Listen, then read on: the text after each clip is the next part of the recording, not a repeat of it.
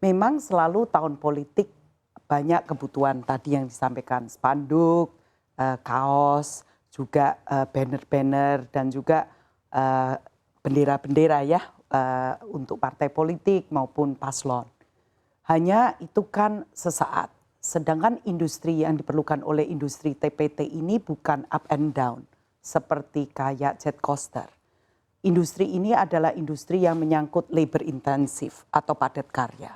Jadi memang kita perlu memahami bahwa di tahun politik semua labor intensif industri pasti mendapatkan sorotan dari pemerintah. Hanya memang di Asosiasi Pertekstilan Indonesia dan juga saya juga pengurus di Asosiasi Pengusaha Indonesia, kita juga ingin industri ini benar-benar di-maintain dengan baik, juga pelaku usahanya, pemerintah maupun pekerjanya juga bisa melihat bahwa industri ini masih berprospektus di tahun politik maupun tahun yang biasa normal. Every 5 years kita akan mengadakan pemilu. Tapi untuk industri ini keinginan kita dari pelaku usaha maupun pengusaha dan juga ekosistem dari industri TPT ini bahwa negara hadir tapi juga pekerja dan pengusahanya juga penuh semangat tiap tahun. Walaupun keadaannya tadi juga Mbak Safrina sudah sampaikan tahun ini lesu disebabkan oleh Eropa maupun Amerika gejolak karena disposable income di negara-negara tujuan itu banyak yang turun. Namun kan tetap Asia ini juga bagian big chunk dari global 60% dan itu adalah market yang sebenarnya menurut saya Indonesia sangat berpotensi baik domestik maupun luar negeri.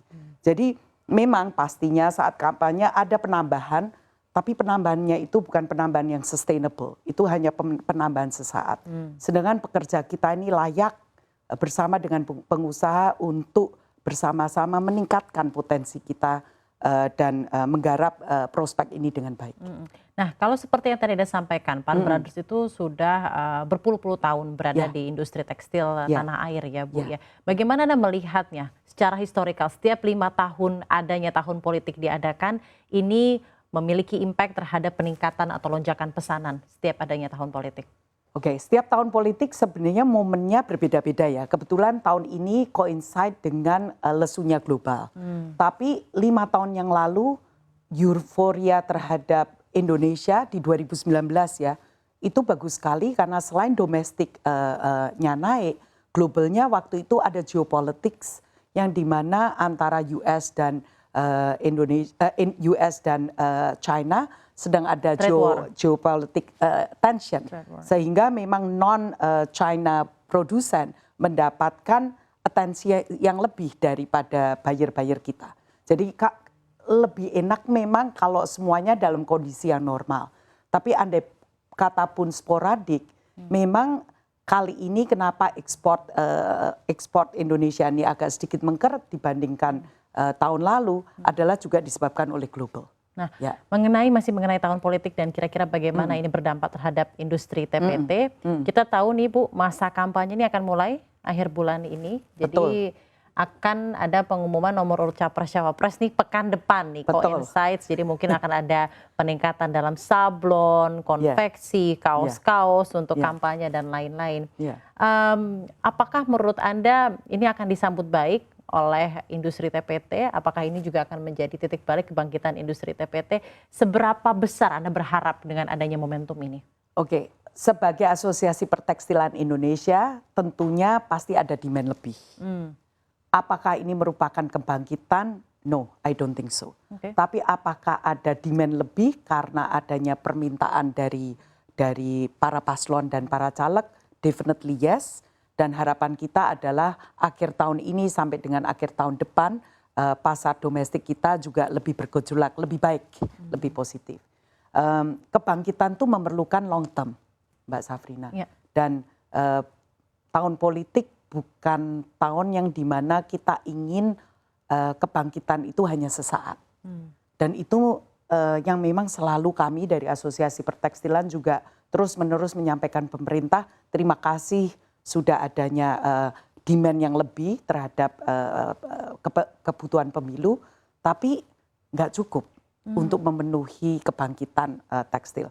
Bayangkan maksudnya permintaan dari pemerintah dan dalam negeri? Pemerintah dalam negeri belum cukup. Ya. Dalam hal ini kan memang untuk pemilu ya. Iya. Ya nggak cukup lah. Kan pangsa pasar global itu juga besar. Ya. If I'm not mistaken, Bangladesh sendiri sekitar 40 miliar US dollar ekspornya. Indonesia 2022 itu 15 miliar US dollar. Vietnam sekitar 40 juga miliar.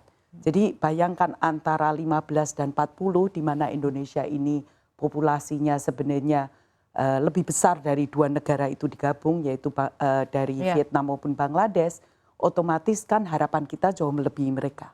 Dan itu nggak bisa dipenuhi hanya dengan adanya kebutuhan di tahun politik.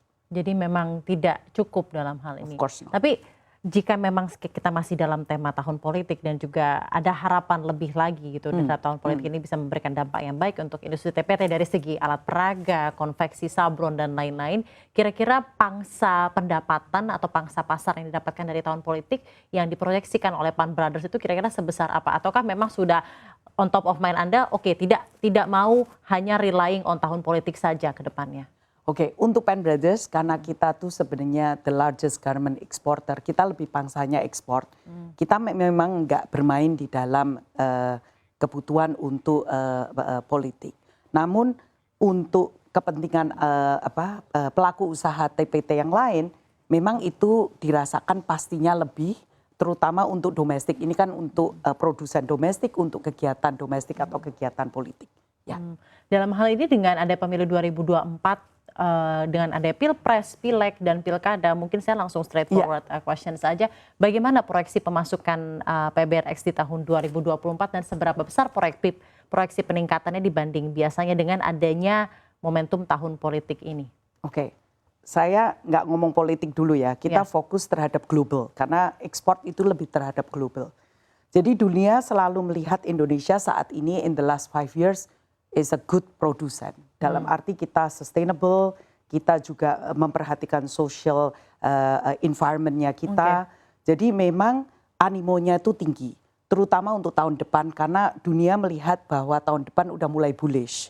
Walaupun kemarin ada ganjelan soal Israel, tapi tetap dunia merasa bahwa tahun depan itu harusnya bisa move up dibanding tahun ini yang memang very soft. Hanya kita perlu perhatikan ada disrupsi lagi. Cuma forecast-nya jauh lebih baik daripada tahun ini di tahun lalu. Jadi tahun lalu kan udah ada forecast 2023. Nah, harapan kita sebenarnya tahun politik ini, harapan kita cukup stabil secara pemerintah atau negara.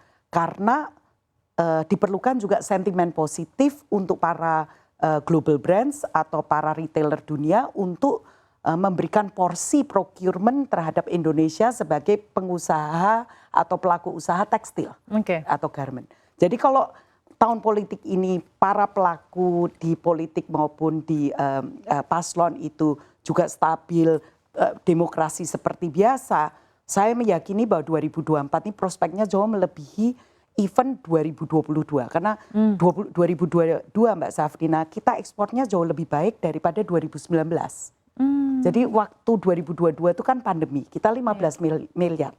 Waktu 2019 kita hanya 15 billion USD untuk 15 billion itu revenue US atau ekspor revenue untuk seluruh revenue tekstil saja. seluruh tekstil dan garment Indonesia itu 15 miliar US dollar 2022.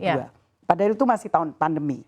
Nah, di 2019 kita antara 11 sampai hampir 12 miliar. Jadi kan bisa ngelihat kan bahwa growth-nya itu ada. Jadi kalau Indonesia ini stabil secara politik dan itu harapan kita semua, domestik kita baik, ekspor kita baik, dan harapan kita di TPT di 2024 ini very bullish on Indonesia.